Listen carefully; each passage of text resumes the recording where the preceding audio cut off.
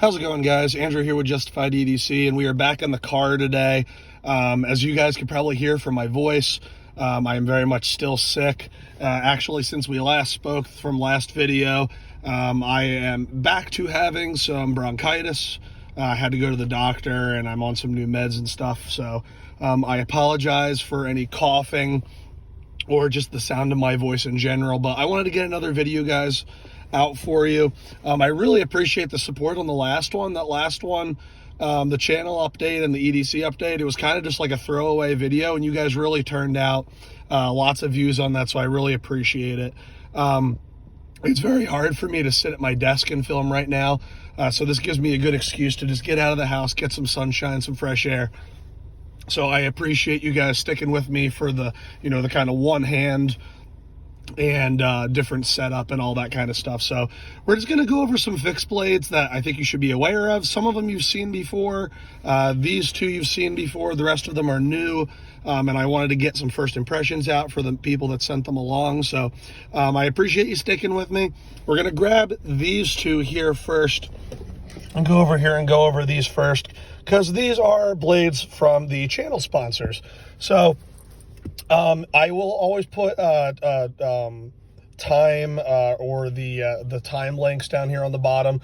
So if you're not interested in anything I'm talking about, just go ahead and skip along there to the next segment to see something that you're interested in. But we got to thank the sponsors of the channel, which is Auxiliary Manufacturing and FLC Knives. So going over these first, I'll start with FLC Knives. They're the newest sponsor of the channel. If you didn't watch the last video, this is the #1 CV from FLC Knives. It is just a full tang, no added handles or anything like that. Little OSS thumb dagger inspired kind of knife. Really, really interesting design, real aggressive jimping, nice steep bevel, came stupid sharp. You can use the fob for a couple different grips and stuff like that. Definitely more of a backup self-defense style knife. The sheath is ambidextrous, kydex, and it actually has this like braided cable to keep it nice and slim. Drainage hole on the bottom. The retention is super solid, super slim to carry. You can carry this in your pocket. I posted a video on Instagram, actually, how you can kind of like hide this on your sleeve and quick draw it, which is really neat. And then he also has the #1 EDC, which is basically this exact same form factor, but a little bit larger, going to fill your hand a little bit better. Longer blade, longer handle, that kind of thing. So I just wanted to show this off again in case you missed the last video. But this is from FLC Knives, who is the sponsor of the channel, so thank you to them for sending this over. This will be getting a full review. So that is the #1 CV. And then you guys have seen this before, but this is from the other sponsor of the channel, Auxiliary Manufacturing. This is the Pocket Bowie XL. This one will actually probably be getting a full review of its own very soon. This will probably be one of the next videos that comes out. But man, this blade is just, it's so cool. This is kind of what I wanted the original Pocket Bowie to be when I first got the original Pocket Bowie. This is just a longer version. So bigger blade, bigger handle, still that same really beefy stock thickness, that iconic coffin handle Bowie shape. I've really enjoyed carrying and using this. If I didn't mention, this one I just got, so I've just started carrying it, haven't gotten a whole lot of use on it yet. This one I've been carrying and using for a little while now. As you can see, it's been used and beat up a little bit.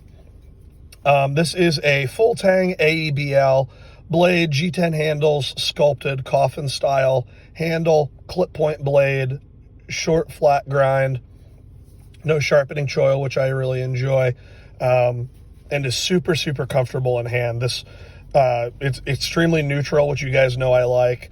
Got that long exaggerated swedge on there, and as you can see, it is very beefy. So this is not going to be, a super slicer or anything, but the edge bevel came very sharp. It's actually just like its smaller counterpart, able to still do a decent amount of cutting, especially with that little bit of a recurve there at the butt. It does still cut super well, but it's not going to be, if you're going to want to shred cardboard or something, you're going to want something a little bit thinner. But as a harder use, like if you want a clip point blade that can be hard used, I mean, look at the thickness at that tip.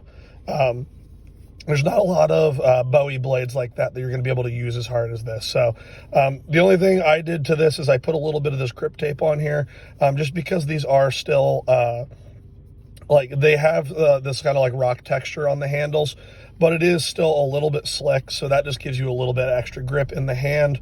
That can kind of be up to you. The sheath is great. Retention is super awesome. There's no rattle, no play. It clicks in and out really nicely.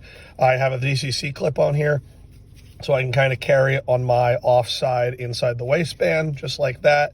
If I'm going to be carrying something like what I've got in my waistband today, the Bodyguard 2.0, where I'm not carrying a spare magazine on the other side, a knife like this is a great backup. So you guys have seen this before, and that will be coming up soon with its own review. And then one of the other things, excuse me, guys, that you've seen before, but not with this sheath. This is the Wicket XL by Knives by Nuge. As you can see here, I use this knife quite a bit. I really, really, really like this knife. It's just a great overall user, really generic blade shape and handle, but I don't mean that in a bad way at all. I just mean that it's useful for a lot of different things. Just that broad drop point blade, neutral enough ergos that you can kind of use it in plenty of different grips, but still locks in your hand really well. Micarta handles, Nitro V blade, much thinner on the blade stock than that auxiliary manufacturing. So if you're looking for a super slicer, this is going to be it. This is going to be much, much, much slicier. Probably not going to be able to use it quite as hard with that thinner tip. But again, just for an overall EDC knife or a backup outdoors knife, I can even see this being a good little skinning knife. I really, really enjoy this knife. And it came with just your regular fold-over taco-style Kydex, which worked very well.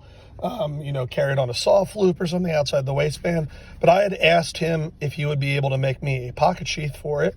And if you're not aware, one of the reasons I wanted to show this off is because Knives by Nuge is making their own ambi pocket sheaths. I believe Josh from Offensive Industries kind of helped them in that process so they can make their own. And I'm happy to report that he's doing a really excellent job with these. This sheath works really, really well. You guys know I'm a big fan of Offensive Industries sheaths, and this is definitely on par with his work. So really like the pattern on here. The retention on it is great. It's ambidextrous. Like I said, it can go in either direction. And then this is a very easy package to carry in the pocket and have a very capable knife with you. So just wanted to show this off again. Love the Wicket XL. The big fan of the normal Wicket as well. But now with this pocket sheath, this is definitely going to be one of my most carried knives. I already have a review on this knife itself, so I will try to remember to link that down in the description if you're interested in that. Now let's get into some new stuff. I've had this knife for a little while now, but I haven't gotten a chance to show it on the channel because I've been sick. But this is the redesigned BW Knives Tepes. The old one that you guys have seen before, similar shape in the profile of the handle and the blade, a little bit slimmer, and it had a cord wrap on it.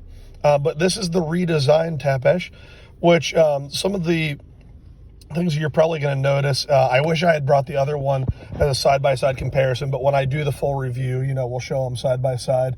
But this guy here, some of the features that are different is it's a little bit thicker in the handle, both overall in the actual handle thickness in terms of the scales, but also some added thickness up here at the top, so that when you're doing those kinds of bear down cuts where you're pushing, you have a little bit more material up here to kind of support your palm.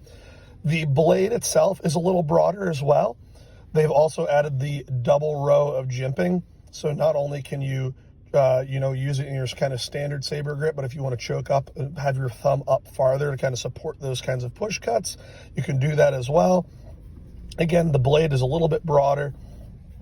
The other thing is it's a little bit heavier as well. Again, because you added some thickness to the tang as well as the handles, it is a little bit heftier. And these smooth scales are a new addition as well. I don't think he had done these in the smooth scales as before, which they're a little bit slick, hence why I added these Ranger bands to help aid in drawing it out of the sheath. But it's also extremely comfortable. If you were going to use this for like some outdoor stuff like bushcraft, you're not going to get any hot spots on this knife at all. As well as with that, bulbous kind of flared end. If you're going to be using this in like a defensive grip, this is extremely comfortable. Not only does that added flare there help you from sliding up, but it's easy to thumb cap here. And even with those smooth scales, I don't feel like I'm slipping or anything like that. I just added these Ranger bands to help draw out of the pocket sheath here, which this does have an Defensive Industries pocket sheath that I've been carrying it in. He also made me like a standard height a leather sheath as well, which I forgot to bring with me, but I've mostly been carrying it in the pocket sheath. I'll go over that sheath as well when we do the full review, but I'm not, this is nothing against Josh, because I know he actually prefers to carry in that style sheath, and he's been selling a lot of those recently, so I know a lot of you guys like them as well. But indexing and resheathing an inside the waistband leather sheath is just something that I haven't found to be very intuitive. I really have to fiddle with it, and that's not something I really want to do with my everyday carry blade.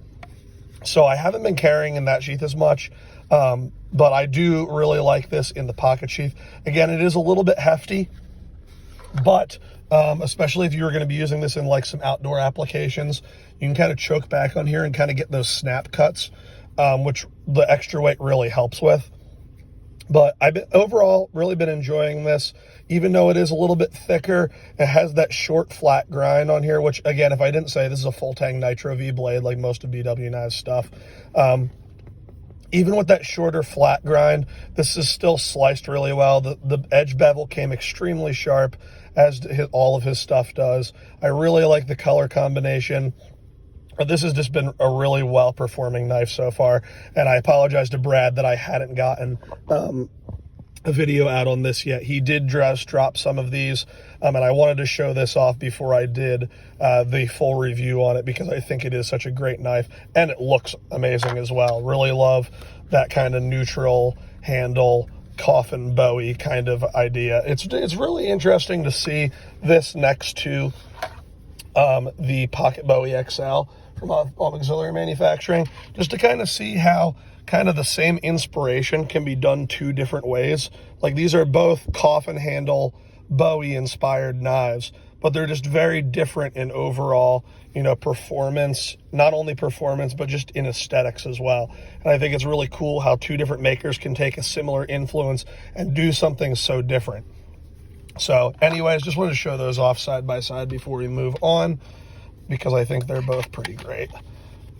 All right, another BW knife before we move on to the last thing. This is actually a collaboration between BW Knives and Hellhound Arms.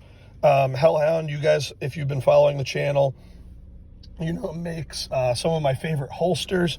Actually carrying in a Hellhound Arms holster right now for my bodyguard. Let me see if I can actually get this out of my belt with one hand so you can see his work.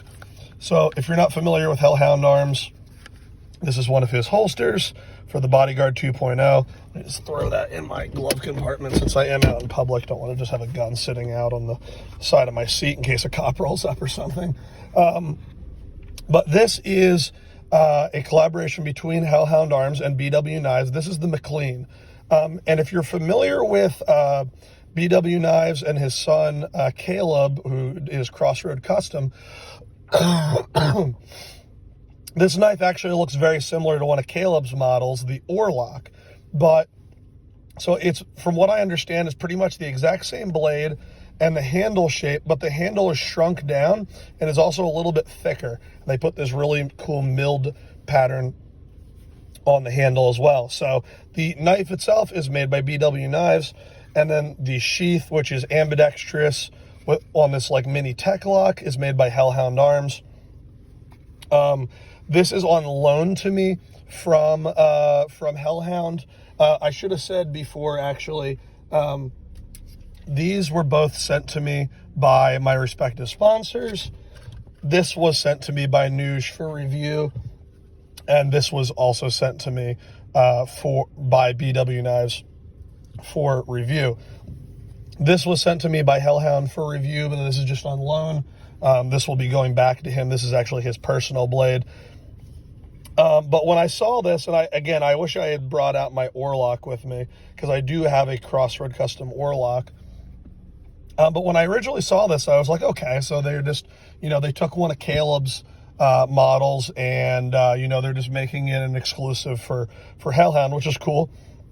But then when I got this in hand, I realized that the handle is actually modified, and I like it actually a little bit better than the oar lock. The original oar lock had a really long handle that just didn't fit my hand as well, and the scales were a little bit thinner.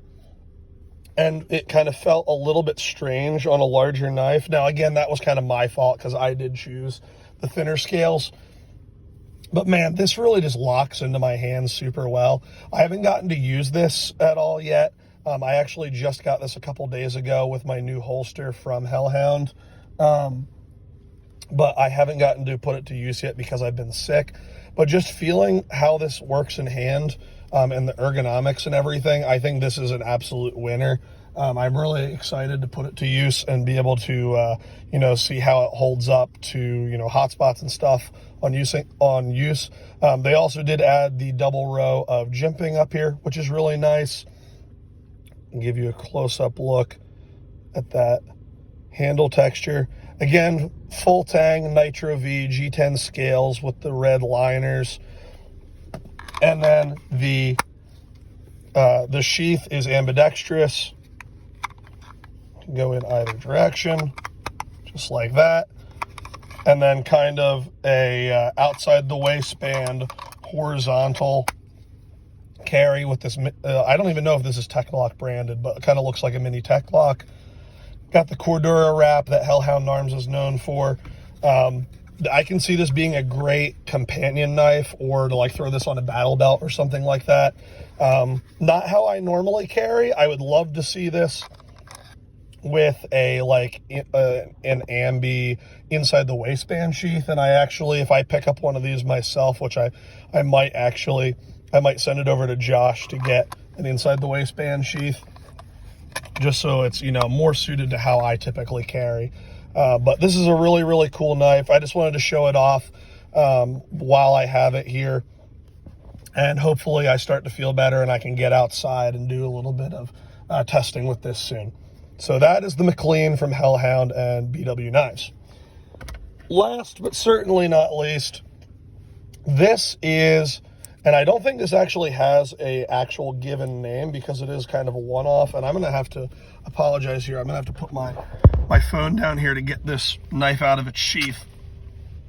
But this is a punch dagger from Ribsplitter Knifeworks, who I've been following for a while, and I actually had one or two of his knives a couple of years ago. But I reached out to him on Instagram and asked if he'd be willing to send me something to review on the channel, and he very generously did, and he let me pick what I wanted, and I thought this was a really, really unique piece. So I asked if he would send this along, and he very graciously did. So what I really like about Ribsplitter Knifeworks is that his stuff is very unique, and a lot of it is using repurposed material, like old saw blades and stuff like that. He uses a lot of 1084 and then repurposed handle materials and stuff like that. But he also makes things very affordable. Kind of his thing is that these are, heirloom quality products that, your average blue collar guy can afford. And a lot of his stuff is very affordable, kind of in the kind of like 130 to 150 kind of mark, which for a handmade custom knife I think is pretty solid. So man, this thing is absolutely nasty. It is chisel ground, dagger blade, again, 1084, wood handles with this really, really nice texturing on here. Really locks into your hand, both in the reverse grip and the forward grip, that points very, very naturally. I'm not a huge fan of push daggers that kind of, protrude out between your knuckles, like, your traditional, cold steel safe maker kind of push dagger. But this reminds me a lot of I think it's like the Punch Badger by Tracker Dan, but obviously a little bit more affordable. And it's just a really, really unique looking piece. Came with Kydex here. I threw a DCC clip on here. The retention is really, really high on this sheath. I think I'm gonna have to figure out a way to mount a second clip on here too, just to make it a little bit more stable on the draw. Either that, or I might mess with the retention a little bit so it's a little bit lighter. But it clicks in really well. I'm not gonna put it back in because I don't want to mess with it one-handed again. But there's no rattle, no play or anything like that. So the retention is really solid, but it's just a little bit high just for carrying it inside the waistband on a single clip. But again, that's something I'm going to mess with. That's not necessarily his fault. But again, really, really nasty punch style knife. So I have carried this a couple times, and I'm going to continue to carry it and experiment with different ways to carry and stuff like that. Because of the way the sheath is kind of set up and how it kind of cants like this, it's very easy to carry inside the waistband and kind of draw it like a pistol, which is nice if you're used to carrying, appendix, or you even could carry this 3-4 o'clock, something like that. But the kind of the same draw stroke as if you were going to be drawing your pistol, which is really cool. So definitely go check out Ribsplitter Knifeworks. He does a lot of Pakal style stuff as well, which I'm a big fan of. But anyways, guys, that is all I got for you today. I just wanted to show off a couple of these that I hadn't shown off yet. And then just a couple things that, again, showed off for the sponsors. This will be coming up for review very soon. But man, I really appreciate all your support, guys, especially with my voice and my sickness. I know it's really sucked to not have consistent videos, but I promise I will continue to try, even with my bronchitis or whatever comes at me next, that I will keep trying to get videos out for you guys. Please go check out the channel sponsors. I will leave links to all this stuff down in the description. And as always, I will see you guys in the next video.